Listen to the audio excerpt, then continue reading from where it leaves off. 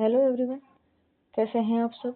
I hope आप सब अच्छे हो और जो आपकी यूपी पुलिस की जो तैयारी है वो भी अच्छी चल रही होगी। अभी जो यूपी पुलिस का जो एग्ज़ाम है उसमें लगभग 1 मंथ बाकी है और जो लास्ट का 1 मंथ होता है इसमें हम अधिक से अधिक रिवीजन करना चाहिए और ज़्यादा से ज़्यादा क्वेश्चन लगाने चाहिए जिससे हमारी तैयारी अच्छी हो सके। इसी को मद्देनज़र रखते हुए हमने प्रैक्टिस सेट की शुरुआत की है, जिसमें हम आपको प्रैक्टिस सेट के माध्यम से जो महत्वपूर्ण प्रश्न होंगे। हमारा आज पहला प्रैक्टिस सेट है। हमारा पहला क्वेश्चन है, भारत के प्रथम राष्ट्रपति कौन थे?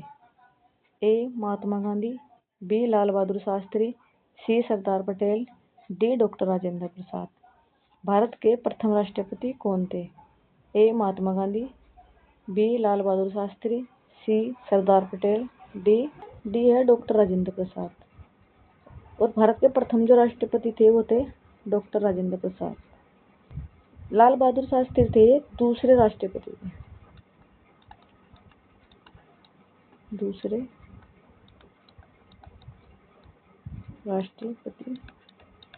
थे। सरदार वल्लभ भाई पटेल है इनका पूरा नाम, प्रथम गृह मंत्री, यानी कि स्वतंत्रता के बाद भारत के प्रथम गृह मंत्री थे। हमारा अगला प्रश्न है, संविधान दिवस कब मनाया जाता है? संविधान दिवस कब मनाया जाता है? ए 24 नवंबर 1949, बी 26 नवंबर 1949, सी 24 जनवरी 1950 और डी 9 दिसंबर 1940। संविधान दिवस कब मनाया जाता है? इसका सही आंसर है 26 नवंबर 1949। 24 जनवरी 1950 को उत्तर प्रदेश दिवस मनाते हैं। उत्तर प्रदेश दिवस मनाया जाता है 24 जनवरी 1950 को। 9 दिसंबर 1940 की संविधान सभा की प्रथम बैठक हुई थी। संविधान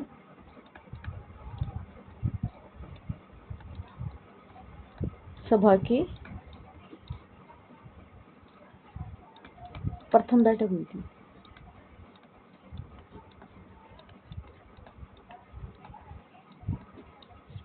इसके जो पहले अध्यक्ष थे वो थे सच्चिदानंद सिन्हा, जो अस्थायी अध्यक्ष बने थे। वे 9 दिसंबर को ही बने थे। उसके 2 दिन बाद 11 दिसंबर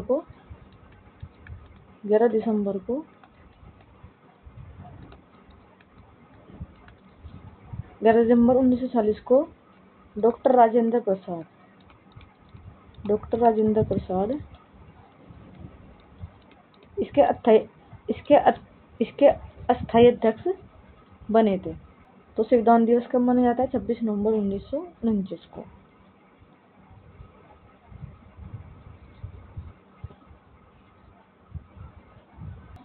हमारा अगला प्रश्न है, हड़प्पा सभ्यता में कहाँ से नृत्य करती स्त्री मिली थी? हड़प्पा सभ्यता में कहाँ से नृत्य करती स्त्री मिली थी? ए लोथल, बी हड़प्पा, सी मोहनजोदड़ो, डी कालीबंगा। हड़प्पा सभ्यता में कहाँ से नृत्य करती स्त्री मिली थी? इसका सही आंसर है मोहनजोदड़ो से नृत्य करती स्त्री मिली थी।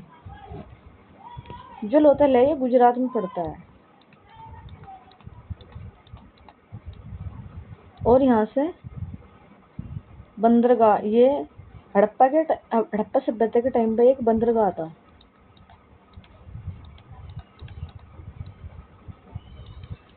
और हड़प्पा है, यहाँ से मोहरें मिली हैं, यहाँ से अभिलेख युक्त मोहरें मिली हैं।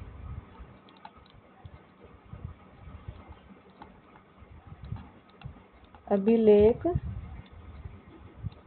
युक्त मोहरे मिले हैं। और जो कालीबंगा है यहाँ से जो कालीबंगा था हड़प्पा सभ्यता में, ये काले रंग की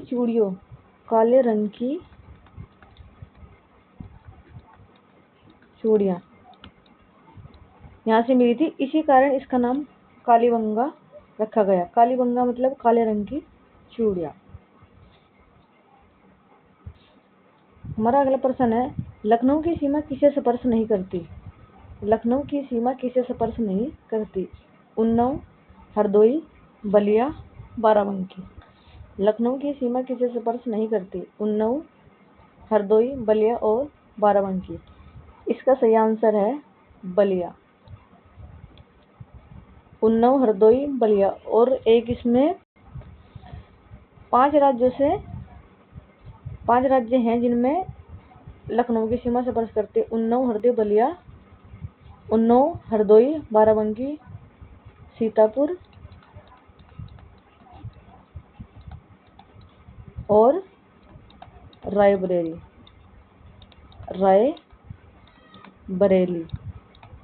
5 राज्य हैं जिनसे लखनऊ की सीमा स्पर्श करती है।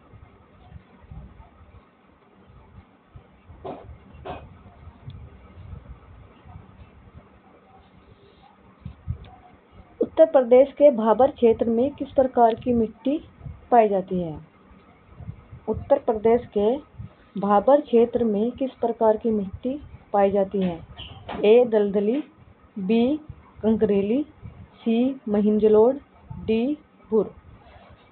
उत्तर प्रदेश के भाबर क्षेत्र में किस प्रकार की मिट्टी पाई जाती है? ए दलदली, बी कंकरीली, सी महिंजलोड़ और डी भूर।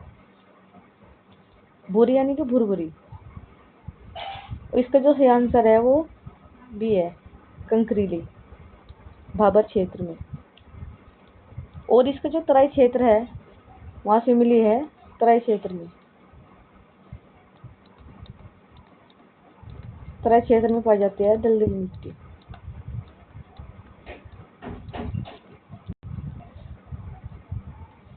कंकरीली भाबर क्षेत्र में। और उसके बाद जो है महिंजलोड़, ये मिलती है गंगा का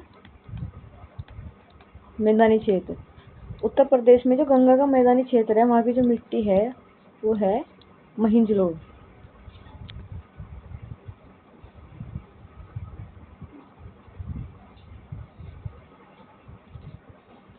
अगला प्रश्न है, उत्तर प्रदेश के किस जिले में सबसे कम वर्षा होती है? उत्तर प्रदेश के किस जिले में सबसे कम वर्षा होती है? ए ललितपुर, बी झांसी, सी बांदा, डी मथुरा। उत्तर प्रदेश के किस जिले में सबसे कम वर्षा होती है? ए ललितपुर, बी झांसी, सी बांदा, डी मथुरा। जो सबसे कम वर्षा है वो मथुरा में होती है, 54.5 सेंटीमीटर। और जो सबसे अधिक वर्षा होती है, सबसे अधिक वर्षा होती है गोरखपुर में।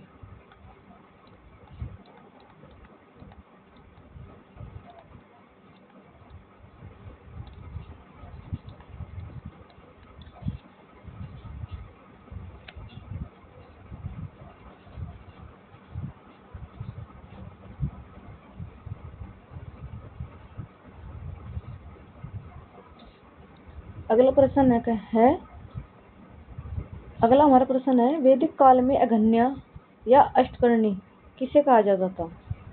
ये एक पशु था।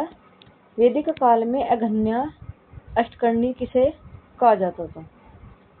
ए बकरी, बी हाथी, सी भेड़, डी गाय। वैदिक काल में अघन्या या अष्टकर्णी किसे कहा जाता था? इसका सही आंसर है गाय। गाय को अघन्या या अष्टकर्णी कहा जाता था। हमारी जो वैदिक परंपरा है और जो भारत का सनातन धर्म है, इसमें गाय का बहुत महत्वपूर्ण स्थान है। हम गाय को एक माता के रूप में पूजते हैं, इसलिए इसे भारतीय संस्कृति का प्रतीक भी कहा जाता है पशुओं में।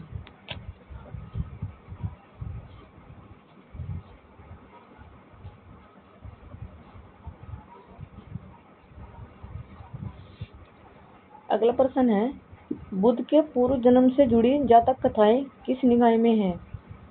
बुद्ध के पूर्व जन्म से जुड़ी जातक कथाएं किस निकाय में हैं? ए दीर्घ निकाय। बुद्ध के पूर्व जन्म में जुड़ी जातक कथाएं किस निकाय में हैं? ए दीर्घ निकाय, बी मध्य निकाय, सी है अंगुत्तर निकाय, डी है खुद्दक निकाय। और इसका जो सही आंसर है वह है डी खुद्दक निकाय।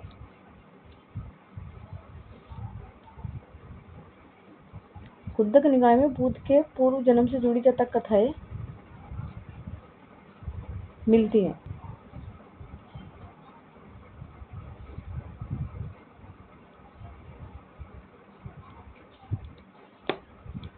हमारा अगला प्रश्न है, आनुवांशिकता का सिद्धांत किसने दिया था? आनुवांशिकता का सिद्धांत किसने दिया था? A Hertwig, B Darwin, C D H Morgan, D Mendel. इसका पूरा नाम है Gregor John Mendel. Gregor John Mendel. आनुवांशिकता का सिद्धांत किसने दिया था? ये दिया था ग्रेगर जॉन मेंडल ने। और जो डार्विन थे इसने दिया था आनुवांशिकता का, इसने दिया था विकासवाद का सिद्धांत। डार्विन ने दिया था विकासवाद का सिद्धांत।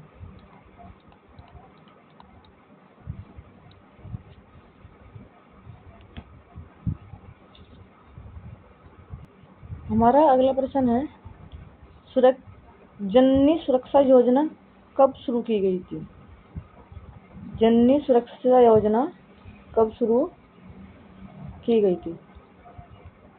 ए 1997, बी ये 2004 नहीं 2005 था, मिस्टेक हो गई, 2005, सी 1982, डी 1992। जननी सुरक्षा योजना कब शुरू की गई थी? ए 1997, बी 2005, सी 1982, डी 1992। इसका जो सही आंसर है वह है 2005, 12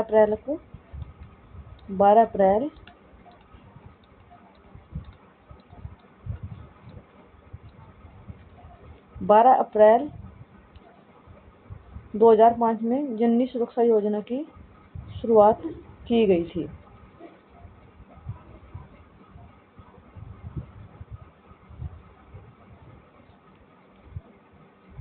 हमारा अगला प्रश्न है, संविधान सभा के गठन का विचार।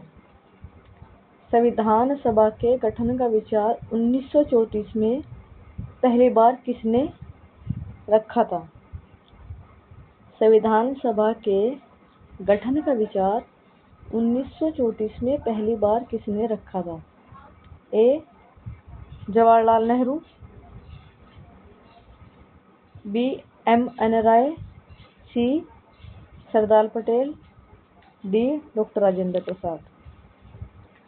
संविधान सभा के गठन का विचार 1934 में पहली बार किसने रखा था? तो वे थे एम.एन. राय। इन्होंने पहली बार 1934 में संविधान सभा के गठन का विचार रखा था। जवाहरलाल नेहरू, सरदार पटेल, डॉक्टर राजेंद्र प्रसाद, इनका भी इसमें बहुत सहयोग है, क्योंकि जवाहरलाल नेहरू थे, इन्होंने संविधान सभा में बहुत महत्वपूर्ण भूमिका निभाई है। सरदार पटेल थे, इन्होंने भी, और जो डॉक्टर राजेंद्र प्रसाद थे इन्होंने भी। जब जवाहरलाल नेहरू थे भारत के प्रथम प्रधानमंत्री बने थे। प्रधानमंत्री बने थे सरदार पटेल, पहले गृह मंत्री।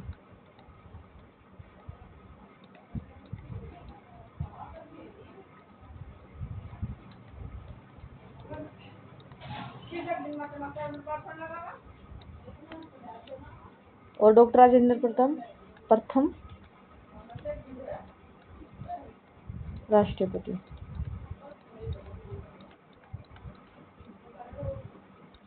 इन सभी का संविधान की जो सभा थी उसमें बहुत महत्वपूर्ण योगदान रहा है। संविधान सभा की जो प्रथम बैठक थी वो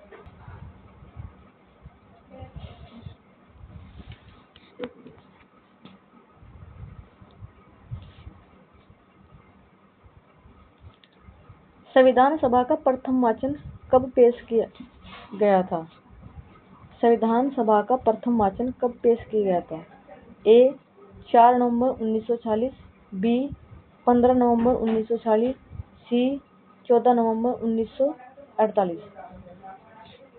4 नवंबर 1948, बी 15 नवंबर 1940, सी 14 नवंबर 1948 और डी 26 नवंबर 1949। संविधान का प्रथम वाचन कब पेश किया गया था? इसका जो सही आंसर वो है 4 नवंबर 1948, प्रथम वाचन।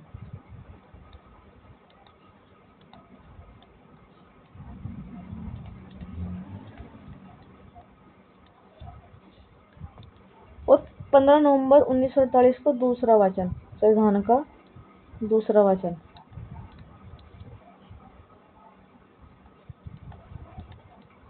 दूसरा वाचन पेश किया गया था। वाचन का मतलब होता है इसको पढ़ना और इसमें जो गलतियां हैं उनको सुधारना।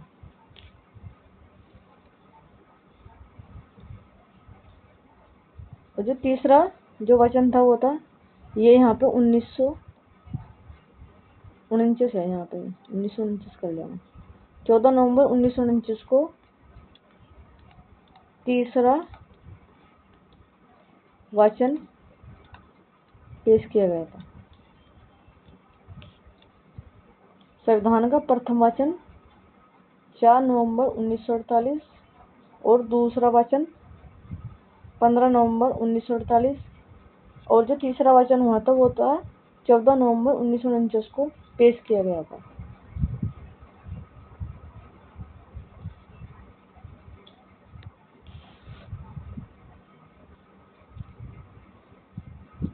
हमारा अगला प्रश्न है, भारत के संविधान में नीति निर्देशक तत्व किस देश से लिए गए हैं? भारत के संविधान में नीति निर्देशक तत्व किस देश से लिए गए हैं? A America, B France, C Ireland, D Japan. Bharat के संविधान में नीति निर्देशक तत्व किस देश से लिए गए हैं? इसका जो सही आंसर है वो है आयरलैंड। और जो अमेरिका का संविधान था यहाँ से जो लिया गया था वो था मूल अधिकार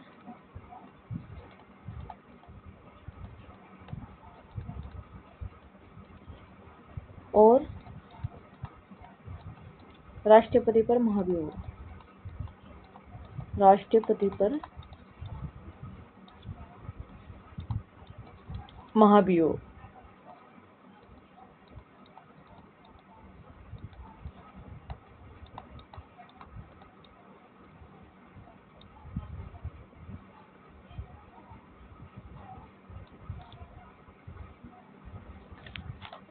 फ्रांस से जो लिया गया है वह है फ्रांस के संविधान से जो लिया गया है, जो हमारी प्रस्तावना है संविधान की, जो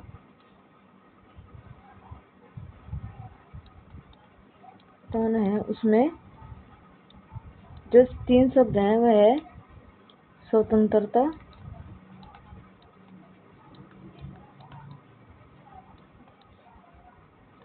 समानता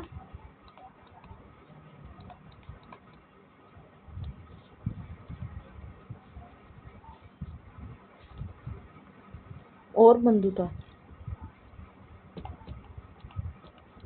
और बंधुता, बंधुता। और डी है, जापान से जो लिया गया वह है विधि के द्वारा, विधि के द्वारा स्थापित प्रक्रिया, स्थापित प्रक्रिया।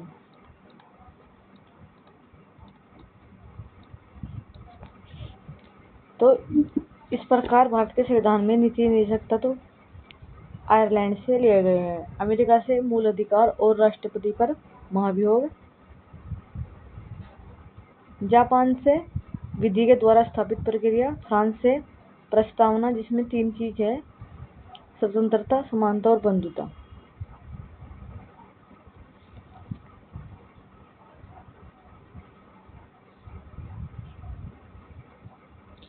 हमारा अगला प्रश्न है, संविधान के किस भाग में मौलिक अधिकारों का उल्लेख किया गया है? संविधान के किस भाग में मौलिक अधिकारों का उल्लेख किया गया है? भारत के संविधान में जो भाग है उनकी संख्या है 22। भारत के संविधान में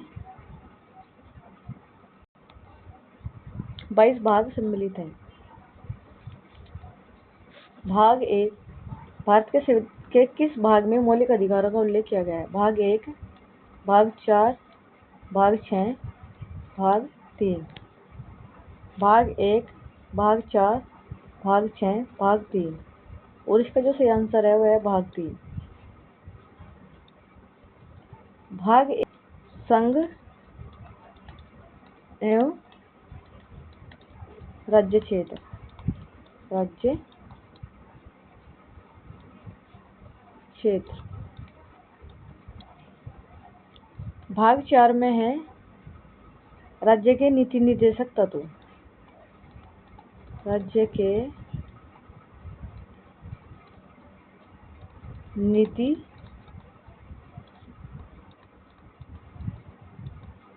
निर्देशक तत्व। भाग 3 में यह मौलिक अधिकारों का उल्लेख किया गया है।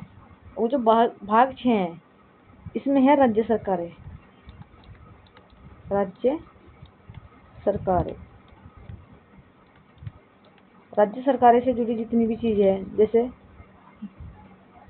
होगी हमारी कार्यपालिका, विधानमंडल,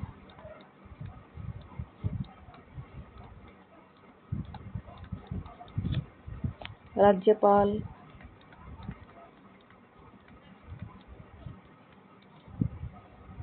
और उच्च न्यायालय, और उच्च न्यायालय।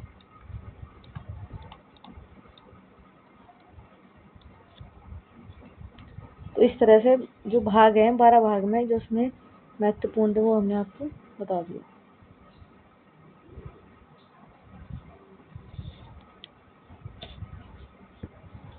अगला प्रश्न है, भारत के बीच में से कौन सी रेखा होकर गुजरती है? भारत के बीच में से कौन सी रेखा होकर गुजरती है? ए मकर रेखा, बी विषुवत रेखा, सी कर्क रेखा, डी देशांतर रेखा। भारत के बीच में से कौन सी रेखा होकर गुजरती है? मकर रेखा, विषुवत रेखा, कर्क रेखा और देशांतर रेखा। इसका जो सही आंसर है वो है कर्क रेखा। यह भारत के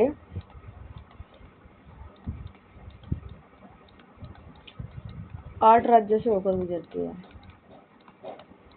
8 राज्यों से होकर गुजरती है। इसमें है गुजरात,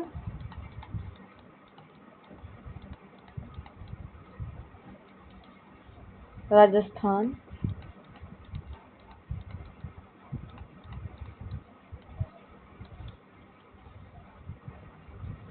मध्य प्रदेश,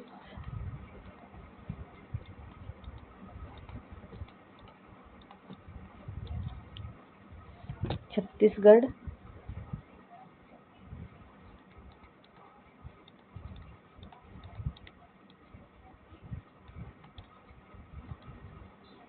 झारखंड,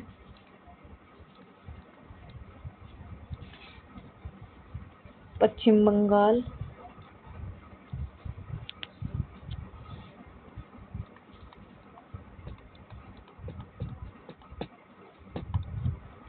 त्रिपुरा,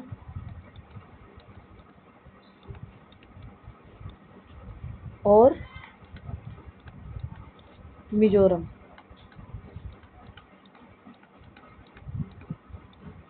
इस तरह से कर्क रेखा भारत के 8 राज्यों से होकर गुजरती है। कौन कौन से हैं वे? गुजरात, राजस्थान, मध्य प्रदेश, छत्तीसगढ़, झारखंड, पश्चिम बंगाल, त्रिपुरा और मिजोरम।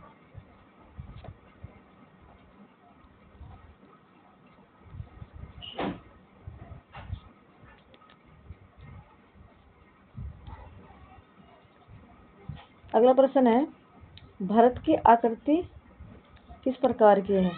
यानी कि जो भारत का मैप बना हुआ है वो किस आकृति में है?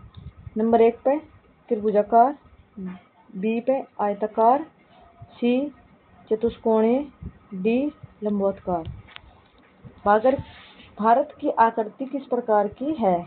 ए त्रिभुजाकार, बी आयताकार, सी चतुष्कोणीय। और इसका जो सही आंसर वो है सी। भारत की जो आकृति है वो चतुष्कोणीय है। यानी कि अगर हम इसके मैप की बात करें, देखो ऐसे होता है।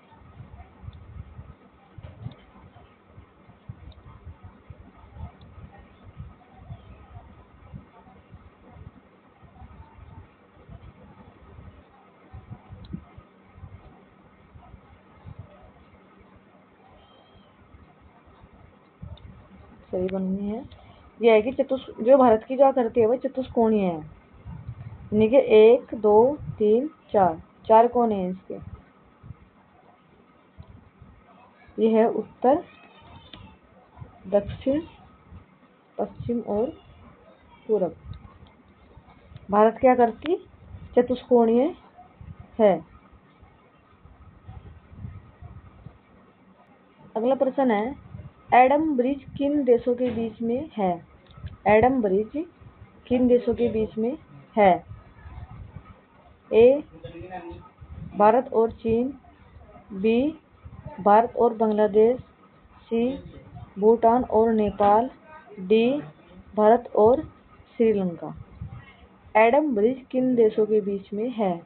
ए भारत और चीन, बी भारत और बांग्लादेश, सी भारत और भूटान, डी भारत और श्रीलंका। इसका जो सही आंसर वो है डी भारत और श्रीलंका। भारत में तमिलनाडु का हिस्सा है। तमिलनाडु से जो हिस्सा होता है वो श्रीलंका को जोड़ता है। एडम ब्रिज को पम्बन द्वीप भी कहा जाता है। पम्बन द्वीप भी कहा जाता है। एडम ब्रिज को कहा जाता है पम्बन द्वीप कहा जाता है। यानी कि यह भारत और श्रीलंका को जोड़ता है।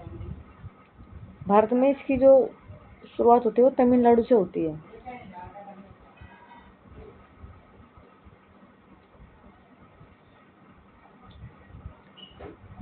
अगला प्रश्न है, भारत की स्थलीय सीमा की लंबाई कितनी है? भारत की स्थलीय सीमा की लंबाई कितनी है? ए 15,150, बी 15,200, ए 15,150, बी 15,200, सी 22,716 और डी 16,200। अगर हम भारत की स्थलीय सीमा की बात करें तो वो है 15,200। अब हम इसकी जो तटीय रेखा है, तटीय सीमा है इसकी बात करें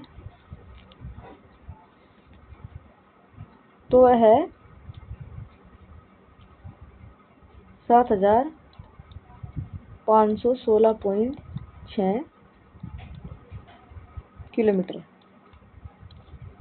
यह तटीय सीमा, और इसमें द्वीप भी आ जाएंगे। जो जितने भी द्वीप हैं उसकी भी सीमा इसमें शामिल है, यानी कि। और ये होगी इसकी भारत की कुल सीमा की बात करें, भारत की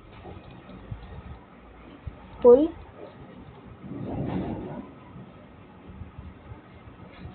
लंबाई की बात करें, सीमा की बात करें, तो ये टोटल होगी 15,200 और 7,516.6 किलोमीटर।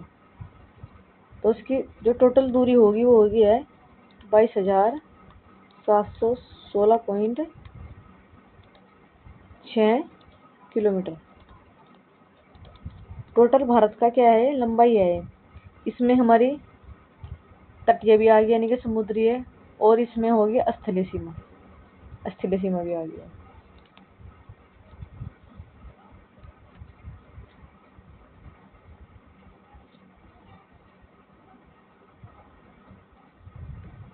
अगला प्रश्न है, भारत का कितने प्रतिशत भाग पर मैदानी क्षेत्र का विस्तार है? भारत का कितने प्रतिशत भाग पर मैदानी क्षेत्र का विस्तार है? ए 10.7, बी 18.6, सी 27.7। ये प्रतिशत है।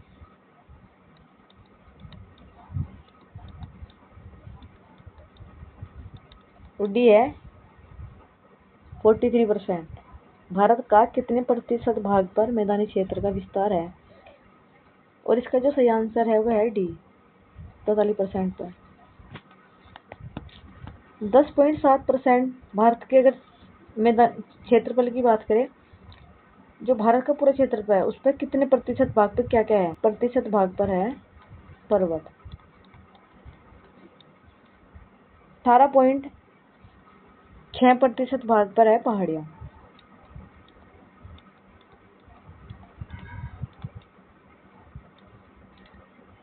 18.6% भाग पर है पहाड़ियाँ। 27.7% भाग पर है पठार, पठार या पहाड़।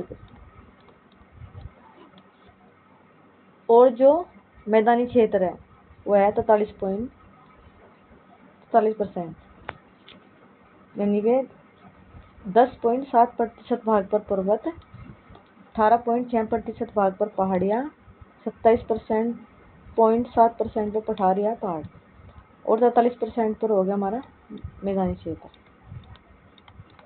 मैदानी क्षेत्र।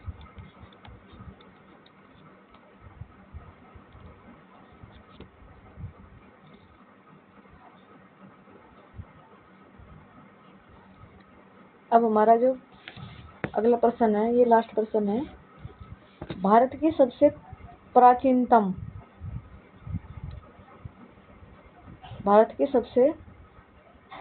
प्राचीनतम पहाड़ी श्रृंखला कौन सी है? भारत की सबसे प्राचीनतम पहाड़ी श्रृंखला कौन सी है? ए अरावली पहाड़ी, बी पीर पंजाल पहाड़ी, सी राजमहल पहाड़ी, डी विंध्याचल पहाड़ी। भारत की सबसे प्राचीनतम पहाड़ी श्रृंखला कौन सी है? इसका जो सही आंसर है वह है अरावली पहाड़ी। यह भारत की सबसे प्राचीनतम पहाड़ी श्रृंखला है। ये अगर हम प्राचीनतम पहाड़ी की बात करें तो वह है सतपुड़ा पहाड़ी, सतपुड़ा पहाड़ी। यह मध्य प्रदेश में आती है, मध्य प्रदेश में स्थित है। पीर पंजाल, राजमहल, विंध्य। जो विंध्य पहाड़ी है, जो हमारी विंध्य पहाड़ी है, ये भी मध्य प्रदेश, महाराष्ट्र और उत्तर प्रदेश इनके आसपास ही पाई जाती है। आई होप आपको हमारी ये क्लास अच्छी लगी होगी। अगर आपको हमारी क्लास अच्छी लगी